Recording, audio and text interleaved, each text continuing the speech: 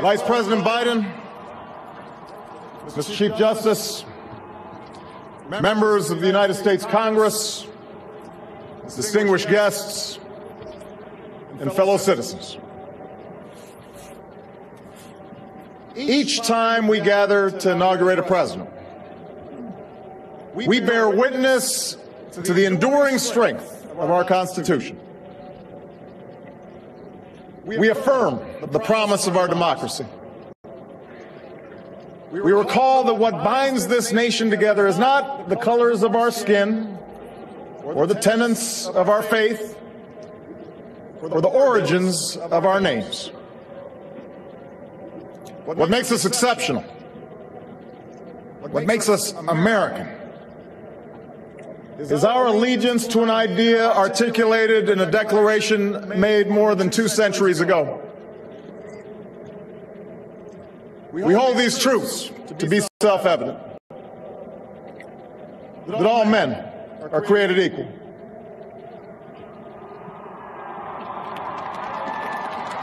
that they are endowed by their Creator with certain unalienable rights, that among these are life, liberty, and the pursuit of happiness. Today, we continue a never-ending journey to bridge the meaning of those words with the realities of our time. For history tells us that while these truths may be self-evident, they've never been self-executing. That while freedom is a gift from God, it must be secured by His people here on earth. The patriots of 1776 did not fight to replace the tyranny of a king with the privileges of a few or the rule of a mob. They gave to us a republic, a government of and by and for the people, entrusting each generation to keep safe our founding creed. And for more than 200 years we have. Through blood drawn by lash and blood drawn by sword, we learned that no union founded on the principles of liberty and equality could survive half slave and half free. We made ourselves anew and vowed to move forward together. Together we determined that a modern economy requires railroads and highways to speed travel and commerce, schools and colleges to train our workers. Together we discovered that a free market only thrives when there are rules to ensure competition and fair play. Together we resolved that a great nation must care for the vulnerable and protect its people from life's worst hazards and misfortune. Through it all, we have never relinquished our skepticism of central authority, nor have we succumbed to the fiction that all society's ills can be cured through government alone. Our celebration of initiative and enterprise, our insistence on hard work and personal responsibility, these are constants in our character. We have always understood that when times change, so must we. That fidelity to our founding principles requires new responses to new challenges. That preserving our individual freedoms ultimately requires collective action. For the American people can no more meet the demands of today's world by acting alone than American soldiers could have met the forces of fascism or communism with muskets and militias.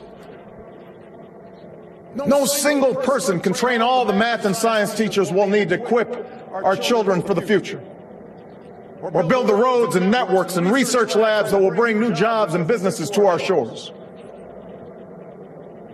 Now, more than ever, we must do these things together, as one nation and one people.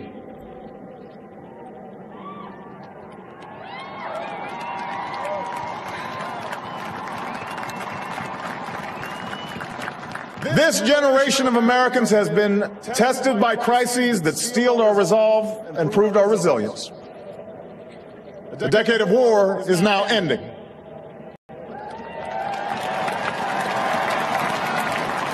An economic recovery has begun. America's possibilities are limitless, for we possess all the qualities that this world without boundaries demands. Youth and drive, diversity and openness, an endless capacity for risk, and a gift for reinvention.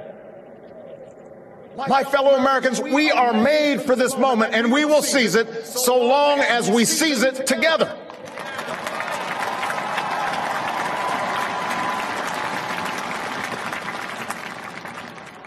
For we, the people, understand that our country cannot succeed when a shrinking few do very well and a growing many barely make it. We believe that America's prosperity must rest upon the broad shoulders of a rising middle class. We know that America thrives when every person can find independence and pride in their work, when the wages of honest labor liberate families from the brink of hardship. We are true to our creed when a little girl born into the bleakest poverty knows that she has the same chance to succeed as anybody else because she is an American, she is free, and she is equal not just in the eyes of God, but also in our own.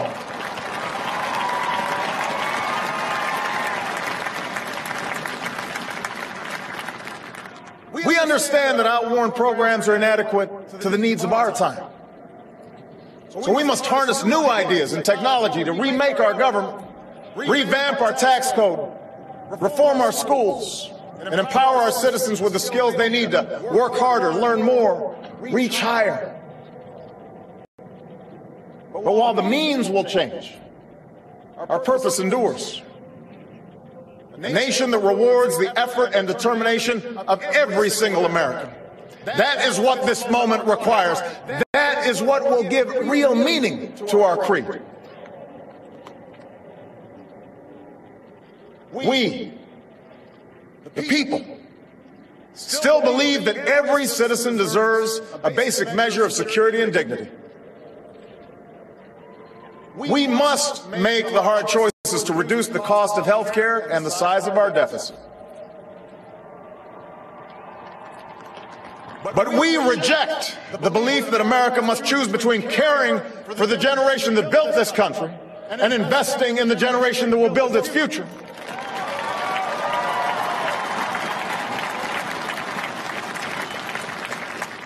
For we remember the lessons of our past, when twilight years were spent in poverty and parents of a child with a disability had nowhere to turn. We do not believe that in this country freedom is reserved for the lucky or happiness for the few. We recognize that no matter how responsibly we live our lives, any one of us, at any time, may face a job loss or a sudden illness or a home swept away in a terrible storm. The commitments we make to each other through Medicare and Medicaid and Social Security, these things do not sap our initiative, they strengthen us. They do not make us a nation of takers, they free us to take the risks that make this country great.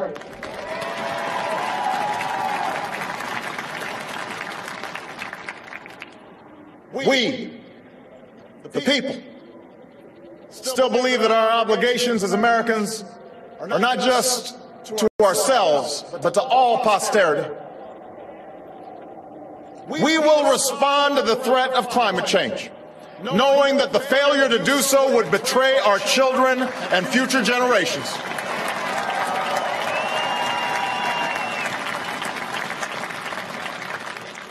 Some may still deny the overwhelming judgment of science, but none can avoid the devastating impact of raging fires and crippling drought and more powerful storms.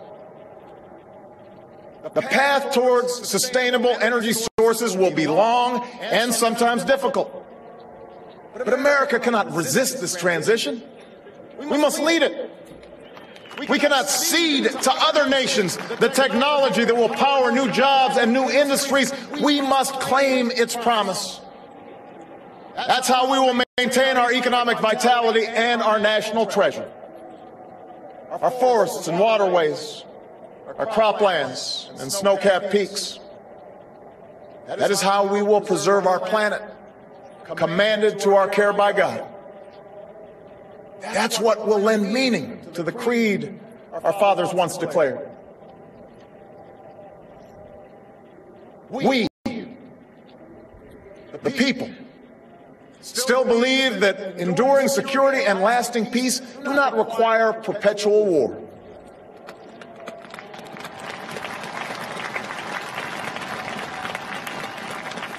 Our brave men and women in uniform, tempered by the flames of battle, are unmatched in skill and courage. Our citizens, seared by the memory of those we have lost, know too well the price that is paid for liberty. The knowledge of their sacrifice will keep us forever vigilant against those who would do us harm. But we are also heirs to those who won the peace and not just the war, who turned sworn enemies into the surest of friends, and we must carry those lessons into this time as well. We will defend our people and uphold our values through strength of arms and rule of law. We will show the courage to try and resolve our differences with other nations peacefully, not because we are naive about the dangers we face, but because engagement can more durably lift suspicion and fear. America will remain the anchor of strong alliances in every corner of the globe. And we will renew those institutions that extend our capacity to manage crisis abroad. For no one has a greater stake in a peaceful world than its most powerful nation. We will support democracy from Asia to Africa, from the Americas to the Middle East, because our interests and our conscience compel us to act on behalf of those who long for freedom. And we must be a source of hope to the poor, the sick, the marginalized, the victims of prejudice. Not out of mere charity, but because peace in our time requires the constant advance of those principles that our common creed describes: tolerance and opportunity, human dignity, and justice. We, the people, declare today that the most evident of truths, that all of us are created equal, is the star that guides us still, just as it guided our forebears through Seneca Falls and Selma and Stonewall, just as it guided all those men and women, sung and unsung, who left footprints along this great mall, to hear a preacher say that we cannot walk alone, to hear a king proclaim that our individual freedom is inextricably bound to the freedom of every soul on earth.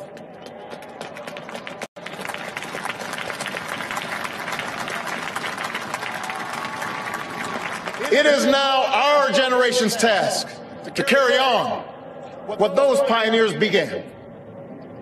For our journey is not complete until our wives, our mothers, and daughters can earn a living equal to their efforts.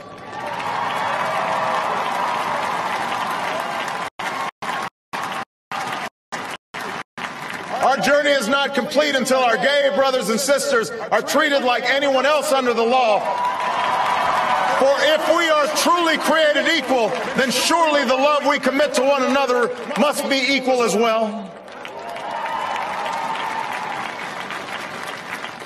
Our journey is not complete until no citizen is forced to wait for hours to exercise the right to vote. Our journey is not complete until we find a better way to welcome the striving, hopeful immigrants who still see America as a land of opportunity, until bright young students and engineers are enlisted in our workforce rather than expelled from our country.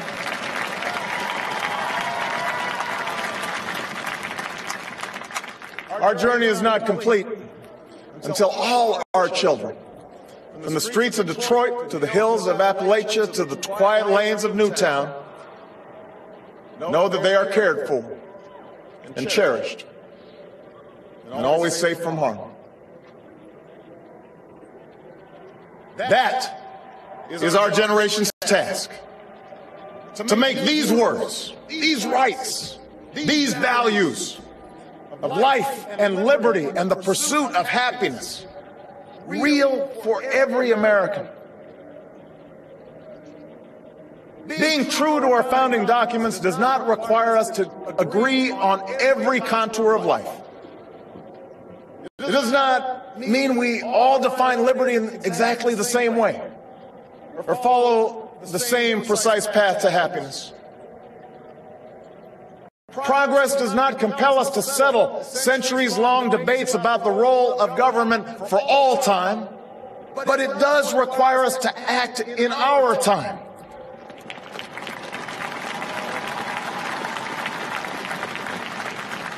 For now, decisions are upon us, and we cannot afford delay. We cannot mistake absolutism for principle, or substitute spectacle for politics, or treat name-calling as reasoned debate. We must act. We must act knowing that our work will be imperfect. We must act knowing that today's victories will be only partial, and that it will be up to those who stand here in 4 years, and 40 years, and 400 years hence to advance the timeless spirit once conferred to us in a spare Philadelphia hall.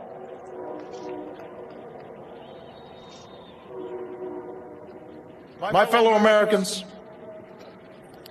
the oath I have sworn before you today, like the one recited by others who serve in this Capitol, was an oath to God and country, not party or faction.